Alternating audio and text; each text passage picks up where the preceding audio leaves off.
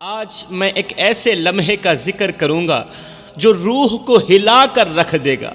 قبر کے عذاب کا یہ واقعہ ہر دل کو تڑپنے پر مجبور کر دے گا، جو دلوں کو جھنجھوڑ کر رکھ دے گا، ایمان کو تقویت بخشے گا اور عبرت حاصل کرنے کا ذریعہ بنے گا۔ پردے میں چھپی میری ماؤں، بہنوں، بیٹیوں، اگر زندگی میں خوشحالی لانا چاہتی ہو، اگر زندگی میں رونقیں لانا چاہتی ہو تو اس واقعے کو ایک بار دل کے کانوں سے سنو اور ان گناہوں سے جلد از جلد توبہ کرو جو آپ کا گھر برباد کرنے کا ذریعہ بنتے ہیں۔ جو نیکیاں ہونے کے باوجود بھی، وہ گناہ جو نیکیاں ہونے کے باوجود بھی قبر کو اندھیری کر دیتے ہیں، قبر کو کالی کر دیتے ہیں۔ انسان کے پاس نیکیاں بھی ہوتی ہیں، اچھے اعمال بھی ہوتے ہیں، پھر بھی اس کی قبر اندھیری ہو جاتی ہے۔ ایک عورت حضرت سیدنا امام جعفر صادق رضی اللہ تعالی عنہ کے پاس حاضر ہوئی، زار و قطار روتے ہوئے، خون کے آنسو بہاتے ہوئے عرض گزار ہوئی، حضرت آج ہماری بستی میں ایک عورت کا انتقال ہوا۔ وہ 5 وقت کی نمازی تھی، عبادت گزار تھی، اس کی عبادت کا پوری بستی میں چرچا تھا۔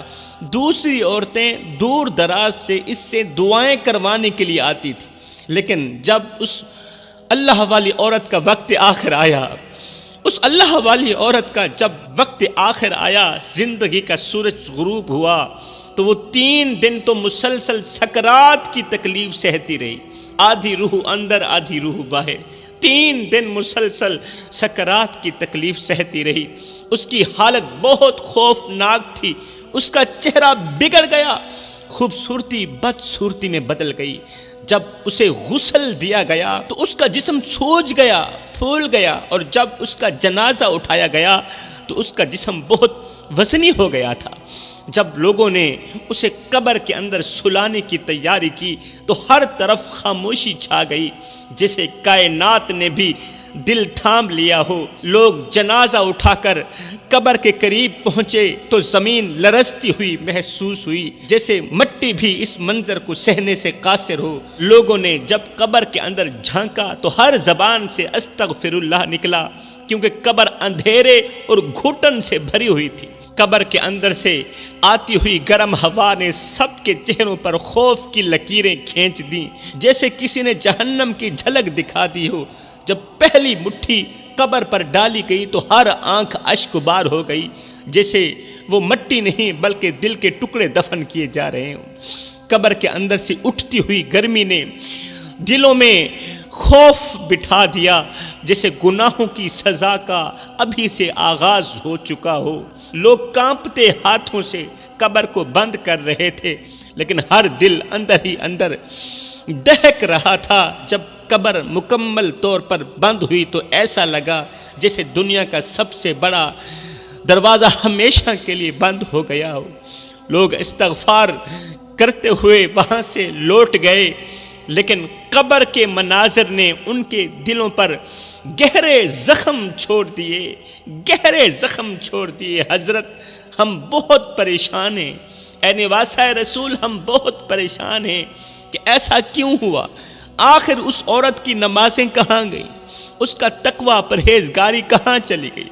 حضرت امام جعفر صادق رضی اللہ تعالی عنہ نے یہ سن کر فرمایا، کل اس کے شوہر کو میرے پاس لے کے آنا۔ اے اسلام کی مقدس شہزادی، کل اس مرنے والی عورت کے شوہر کو میرے پاس لے کے آنا، میں اس سے کچھ پوچھوں گا، بات کروں گا، پھر اس کا جواب تمہیں ملے گا۔ اگلے دن وہ عورت اس کے شوہر کو لے کر حاضر ہوئی۔ حضرت امام جعفر صادق رضی اللہ تعالی عنہ نے شوہر سے سوال کیا، بھائی تمہاری بیوی کی زندگی کیسی گزری؟ کیا اس کے کردار میں کوئی ایسی بات تھی جو اللہ کو ناراض کر سکتی ہو؟ آگے شوہر نے جو جواب دیا، کہا حضرت وہ عبادت گزار تھی، وہ عبادت گزار تھی، متقی پرہیزگار تھی، لیکن 5 گناہ بڑے شوق سے کرتی تھی۔ اے اسلام کی مقدس شہزادیوں، سنو وہ 5 گناہ کون کون سے ہیں جو تمام عبادات، تمام نیکیاں ضائع کر دیتے ہیں، تمام اچھے اعمال عذاب میں بدل دیتے ہیں۔ وہ کون سے گناہ ہیں جو انسان کی قبر کے اندر اندھیرا لاتے ہیں، عذاب لاتے ہیں؟ کہنے لگا میری بیوی 5 گناہ بڑے شوق سے کرتی تھی، مجھے لگتا ہے ان گناہوں نے اس کی آخرت کو ہمیشہ کے لیے برباد کر دیا۔ حضرت امام جعفر صادق رضی اللہ تعالیٰ عنہ نے فرمایا، بھائی کیا بتا سکتے ہو وہ کون سے گناہ کرتی تھی، تاکہ ان گناہوں کو سن کر دوسری عورتیں توبہ کریں اور عبرت حاصل کریں۔ شوہر نے روتے ہوئے کہا، میری بیوی کا پہلا گناہ وہ ہمیشہ لوگوں کے خلاف غیبت کرتی تھی، ہر وقت دوسروں کی برائیاں کرتی رہتی تھی، ان کی عزتوں کو نقصان پہنچاتی تھی۔ مزید لرزتی ہوئی آواز میں اس کا شوہر کہنے لگا، حضرت میری بیوی دوسروں کے عیب ڈھونڈتی اور پھر ان کا چرچا کرتی تھی، لوگوں کے سامنے وہ عیب بیان کرتی تھی، اگر کسی کا کوئی راز جان لیتی تو اسے سینے میں دفن کرنے کے بجائے لوگوں کے سامنے بیان کر کے خوشی محسوس کرتی تھی، انہیں بے عزت کر کے خوشی محسوس کرتی تھی۔ اسے لگتا تھا کہ دوسروں کی بدنامی سے وہ خود اونچی ہو جائے گی۔ غیبت کرتے ہوئے اس کے چہرے پر ایک عجیب سی خوشی دکھائی دیتی تھی۔ کوئی بھی غیبت، کسی کی بھی چغلی اس کے چہرے پر خوشی لاتی تھی، جیسے کسی نے اسے سکون کی کوئی دوا دے دی۔ لیکن وہ یہ نہیں جانتی تھی کہ وہ اپنی زبان کے وار سے نہ صرف دوسروں کے دل چھلنی کر رہی ہے، بلکہ اپنے لیے قبر کے اندھیرے کو مزید بھیانک کر رہی ہے۔ حضرت وہ اپنی باتوں کے ذریعے گھر گھر نفرتیں پھیلانے والی چغلی کرتی تھی، غیبت کرتی تھی۔ اگر کہیں 2 دل قریب آنے لگتے تو وہ اپنی زبان کے زہر سے انہیں دور کر دیتی تھی۔ اسے کسی کی خوشی دیکھ کر جلن ہوتی تھی، کسی کے چہرے پر مسکراہٹ دیکھ کر اسے جلن ہوتی تھی، اور وہ اپنے لفظوں کے تیر سے خوشیوں کو روند کے رکھ دیتی۔ میں نے کئی بار اسے روکا، کہا یہ عادت چھوڑ دے، لیکن اس کا جواب یہی ہوتا تھا کہ میرے بغیر یہ دنیا چل ہی نہیں سکتی، لوگوں کی حقیقتیں ان پر کھولنا میرا فرض ہے۔ شوہر نے لرزتی ہوئی آواز میں کہا، حضرت میری بیوی کی خواہشات کبھی ختم نہیں ہوتی تھی۔ دوسرا گناہ، خواہشات کبھی ختم نہیں ہوتی تھی۔ وہ میری ماہانہ آمدنی سے زیادہ خرچ کرتی تھی، مطلب فضول خرچی کرتی تھی، اور جب میں اسے روکتا تو وہ کہتی یہ سب کچھ میرا حق ہے کیونکہ میں تیری بیوی ہوں۔ وہ کبھی اس بات پر غور نہیں کرتی تھی کہ میری محدود آمدنی میں گھر کیسے چلے گا۔ تم عیاشیوں میں اڑا رہی ہو۔ وہ دنیا کی چمک دمک میں اتنی مگن تھی کہ ہماری ضروریات کو نظر انداز کر دیتی تھی۔ کبھی کبھار ایسا ہوتا تھا گھر میں روٹی نہیں ہوتی تھی، لیکن میری عیاش بیوی عیش و عشرت کی زندگی گزارنے پر مجھے مجبور کر دیتی تھی۔ جب میں کہتا کہ ہم یہ خرچ برداشت نہیں کر سکتے تو وہ غصے میں دوسروں کے تانے دینے لگتی اور کہتی کہ دیکھو فلاں عورت کیسے رہتی ہے، اچھا پہنتی ہے، اچھا کھاتی ہے، اچھا پیتی ہے، اور مجھے وہ سب کیوں نصیب نہیں جو ان عورتوں کو نصیب ہے۔ اس کی بے تکی باتوں سے میرا دل ٹوٹ جاتا، لیکن میں خاموش رہتا، برداشت کرتا رہتا، کیونکہ میں نے اپنے تمام معاملات اللہ پر چھوڑ دیے تھے۔ کہنے لگا میری بیوی کا تیسرا گناہ غیر محرم مردوں سے تعلقات بڑھاتی تھی۔ شوہر نے گہرے افسوس اور ٹوٹے ہوئے دل کے ساتھ کہا، حضرت میری بیوی کا دل کبھی قناعت اور حیا کی دولت سے بھرپور نہ ہوا۔ وہ غیر محرم مردوں سے تعلقات بڑھانے میں کوئی آر محسوس نہیں کرتی تھی۔ وہ ہمیشہ دوسروں کی توجہ کی طلبگار رہتی تھی اور اپنی باتوں سے مردوں کو اپنی جانب مائل کرتی تھی۔ میں نے کئی بار اسے سمجھایا، اسے روکا، لیکن وہ میری باتوں کو ہنسی میں اڑا دیتی اور کہتی یہ میری زندگی ہے، تمہیں اس سے کوئی فرق نہیں پڑنا چاہیے۔ وہ دوسروں کی نظروں میں خوبصورت اور خوش مزاج نظر آنے کے لیے حیا کو پسے پشت ڈال دیتی تھی۔ وہ یہ نہیں سمجھتی تھی کہ یہ وقتی خوشیاں اس کی آخرت کو تباہ کر رہی ہیں۔ جب میں نے اسے اس راستے سے ہٹانے کی کوشش کی تو وہ الٹا مجھ پر الزام تراشی کرتی جیسے میں اس کی خوشیوں کا دشمن ہوں۔ کہنے لگا میری بیوی کا چوتھا گناہ ہے۔ شوہر نے آنکھوں میں شرمندگی اور دل میں بے پناہ دکھ کے ساتھ کہا، حضرت میری بیوی کی ایک اور عادت تھی جو میرے دل کو چھلنی کر دیتی تھی، میرے دل کو ٹکڑے کر دیتی تھی۔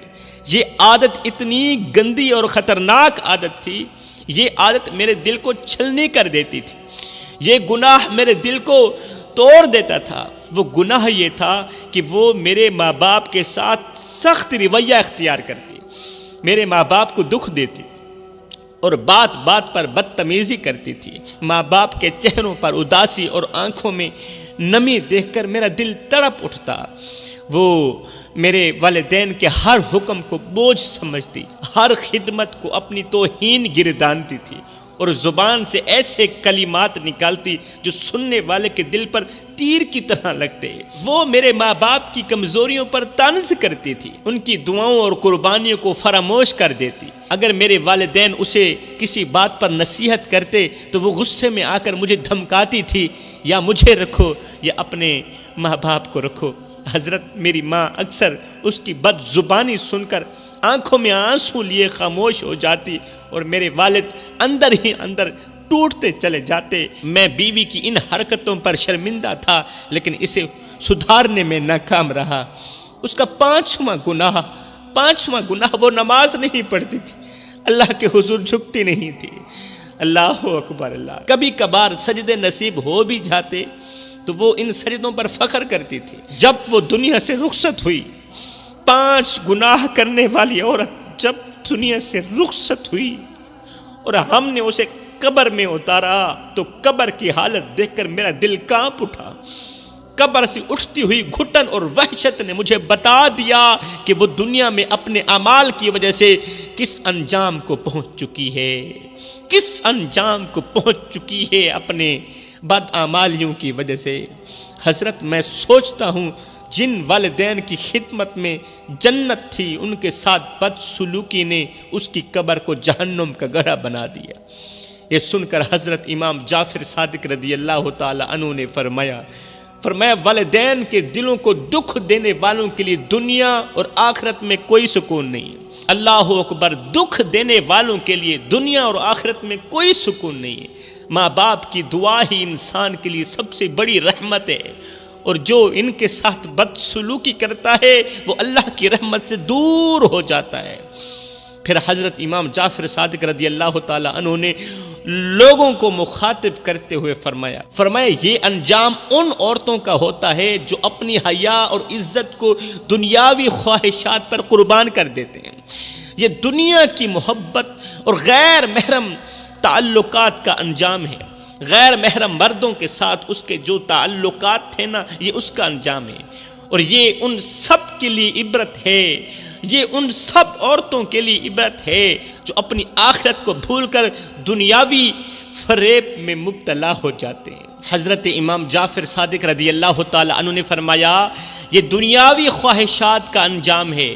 جو لوگ دنیا کی زیب و زینت میں اپنے آپ کو کھو دیتے ہیں نا، دنیا کی زیب و زینت میں اپنے آپ کو مگن کر دیتے ہیں، وہ اپنی آخرت برباد کر بیٹھتے ہیں، وہ مرد ہو چاہے وہ عورتیں ہوں۔ یہ عبرت ہے ان سب کے لیے جو اپنی زندگی کو ناپاک خواہشات میں ضائع کر دیتے ہیں۔ چغلی کرنے والی عورتوں، غیبت کرنے والی عورتوں، جھوٹ بولنے والی عورتوں سنو، وہ عورت جو دنیا میں اپنے سکون کے لیے دوسروں کا سکون چھینتی رہی، اپنے چین و قرار کے لیے دوسروں کا چین و قرار چھینتی رہی، آج اس کا سکون ہمیشہ کے لیے چھین لیا گیا۔ یہ ان سب کے لیے عبرت ہے، ان سب کے لیے عبرت ہے جو زبان کو لگام نہیں دیتے، وہ مرد ہوں وہ عورتیں ہوں۔ جو لوگ زبان پر لگام نہیں دیتے، یہ واقعہ ان سب کے لیے عبرت ہے۔ دوسروں کی عزتوں کو اپنے نفس کی تسکین کے لیے روندتے رہتے ہیں، یہ ان کے لیے عبرت ہے۔ حضرت امام جعفر صادق رضی اللہ تعالی عنہ نے فرمایا اللہ تعالیٰ عبادت کو قبول کرتا ہے، سجدوں کو قبول کرتا ہے، لیکن حقوق العباد اور لوگوں کے بارے میں برے اعمال کو معاف نہیں کرتا۔ ہر ایک عبادت قبول کرتا ہے، لیکن حقوق العباد اور لوگوں کے بارے میں برے اعمال کو اللہ تعالیٰ ہرگز معاف نہیں کرتا جب تک کہ وہ شخص خود نہ معاف کر دے جس کی تم نے غیبت کی ہوگی۔ غیبت کرنے والی عورت کی غیبت اور دوسروں کی عزت کے نقصان کی سزا اسے اس دنیا میں بھی ملی اور آخرت میں بھی ملی۔ میرے بھائیو، یہ واقعہ ہمارے لیے عبرت ہے۔ غیبت، چغلی، لوگوں کی عزت پر حملہ، یہ وہ گناہ ہیں جنہیں اللہ بغیر توبہ کے معاف نہیں کرتا۔ دوسروں کے حقوق کو پامال کرنے والوں کو اپنے اعمال کی سزا ضرور ملتی ہے۔ جو دوسروں کے حقوق پیروں تلے روند کے رکھ دیتے ہیں، چاہے وہ دنیا میں سزا ملے یا آخرت میں ملے، سزا انہیں ضرور ملے گی۔ آئیے اس واقعے سے سبق حاصل کریں اور اپنی زبان کو قابو میں رکھیں، دوسروں کی عزت کا خیال کریں اور اپنے اعمال کو نبی کریم صلی اللہ علیہ وسلم کی تعلیمات کے مطابق بنائیں۔ ایک لمحے کے لیے سوچیں، ہم اس نبی کے ماننے والے ہیں، ہم اس نبی کی امتی ہیں جو راتوں کو جاگ جاگ کر ہماری بخشش کے لیے گڑ گڑاتے تھے اور دنوں کو ہماری ہدایت کے لیے تڑپتے تھے۔ وہ نبی جنہوں نے اپنا سکون، اپنی خوشی اور اپنی زندگی ہماری بھلائی کے لیے قربان کر دی۔ آج سوچو ہم کس غفلت میں زندگی گزار رہے ہیں میرے بھائیو۔ کیا ہمارا کردار اس قابل ہے کہ نبی ہم پر فخر کریں؟ کیا ہمارے اعمال اس لائق ہیں کہ ہم ان کے سامنے شرمندہ نہ ہوں؟ کیا ہمارے نبی ہماری نمازوں کو چھوڑنے پر روتے نہیں ہوں گے؟ کیا وہ ہمیں جھوٹ بولتے اور وعدے توڑتے دیکھ کر تڑپتے نہیں ہوں گے؟ کیا وہ ہمیں قرآن سے دور دیکھ کر بے چین نہیں ہوتے ہوں گے؟ یا رسول اللہ ہمیں معاف کر دینا، یا رسول اللہ ہمیں معاف کرنا، ہم نے آپ کی تعلیمات کو فراموش کر دیا، ہمیں معاف کر دینا، ہم نے آپ کے دیے ہوئے اصولوں کو ترک کر دیا، ہم نے اس دنیا کو اپنا مقصد بنا لیا، حالانکہ آپ نے آخرت کے لیے جینے کا سبق دیا تھا اور ہم نے اس دنیا کو اپنا مقصد بنا لیا۔ ایک لمحے کے لیے سوچو میرے بھائیو، کیا ہم مدینے کی گلیوں میں بیٹھ کر اپنے اعمال پر رونے کے قابل ہیں؟ مدینے کی گلیوں میں بیٹھ کر، روضہ انوار کے سامنے بیٹھ کر اپنے اعمال پر رونے کے قابل ہیں؟ کیا ہمیں شرم نہیں آئے گی کہ ہم نبی کے عشق میں ڈوب کر بھی اپنی اصلاح نہ کر پائے، نبی کی محبت میں ڈوب کر بھی اپنے آپ کو بہتر نہ کر پائے؟ آج خود سے سوال کرو کہ کیا میں وہ امتی نہیں ہوں جس کے لیے نبی نے قربانیاں دی، جس کے لیے نبی تڑپے، جس کے لیے نبی روئے؟ ہاں وہ میں ہی امتی ہوں۔ آئیے اپنے گناہوں پر ندامت کے آنسو بہائیے، آئیے اپنے دلوں کو پاک کیجیے، آئیں اس عہد کو دہرائیں کہ آج کے بعد ہم نبی کی محبت میں اپنی زندگی کو بدل دیں گے، نبی کی محبت میں جئیں گے اور نبی کی محبت میں ہی مریں گے، نبی نبی کرتے ہوئے جئیں گے، نبی نبی کرتے ہوئے موت کی گھاٹ اتریں گے۔ میں دعا کرتا ہوں اللہ ہمیں مدینے والے کریم آقا کی سچی محبت نصیب فرما، پیارے نبی سے دل و جان سے، اپنی اولاد سے بڑھ کر محبت کرنے کی توفیق عطا فرما۔ اللہ ہمارا خاتمہ ایمان پر فرمانا، ہم سب کو نیک بنا دے اور ہم سب کو ایک بنا دے، ہم سب کو وہ نیک کام کرا دے جس پر تو بھی راضی ہو جائے، تیرا حبیب بھی راضی ہو جائے۔ آمین ثم آمین، وما علینا الا البلاغ المبین۔